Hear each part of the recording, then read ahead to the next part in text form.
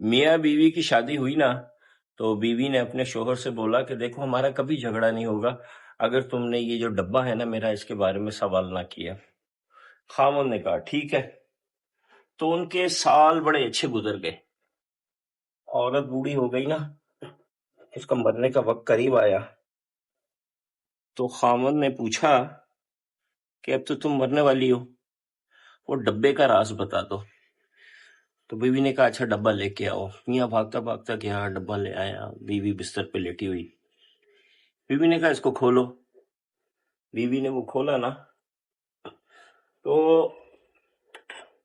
خاوند یہ دیکھ کے حیران رہ گیا کہ اس کے اندر 2 اون کی بنی ہوئی ڈالز تھیں اور کافی سارے پیسے تھے۔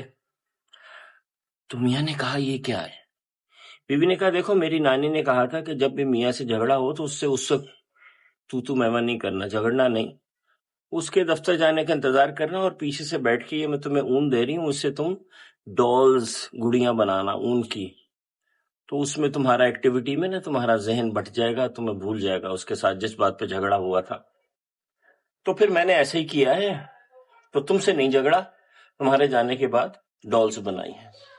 خامد بڑا خوش ہوا، اس نے کہا کہ صرف 2 دفعہ ہمارا جھگڑا ہوا؟ واہ زبردست، یعنی میں نے تمہیں صرف 2 دفعہ ایسا تنگ کیا کہ تمہیں 2 دفعہ ڈال بنانی پڑی؟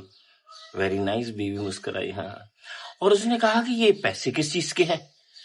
تو بیوی نے کہا وہ اصل میں ڈالز بہت زیادہ ہو گئی تھی تو میں نے بیچنا شروع کر دی تھی، تو یہ اس سے ہیں۔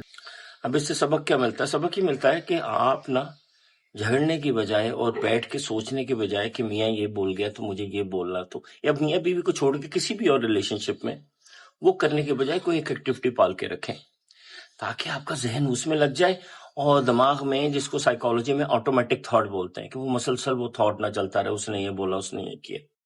یہ جو آپ دیکھ رہے ہیں نا، یہ میری بیوی کی ڈالز ہیں۔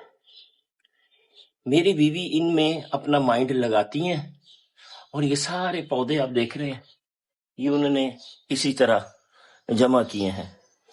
اس سے آپ کو 2 باتوں کا اندازہ ہو رہا ہوگا، ایک تو یہ کہ ہمارے بہت جھگڑے ہوئے ہوں گے اتنے سالوں میں، ہاں جی ہوئے ہیں، لیکن دوسرا یہ کہ ہم دونوں کی زندگی بہت ہی پیار سے گزری ہے اور ابھی تک گزر رہی ہے الحمدللہ۔